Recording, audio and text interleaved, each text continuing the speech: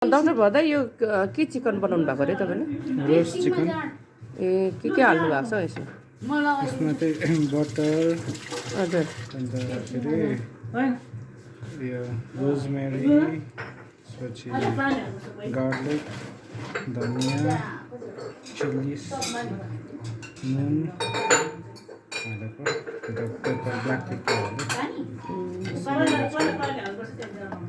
यहाँ चाहिँ मजाले भित्र लगाएर मजासँगले सिल गर्ने अब। अन्त आफ्टर सिल चाहिँ यसलाई चाहिँ के गर्छन् भन्नुभयो? सिल गरेर पुरा ग्रिल गर्नुपर्छ, ग्रिल।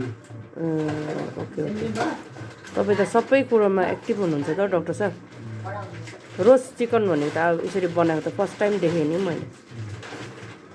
Very good. सक्दैन नि।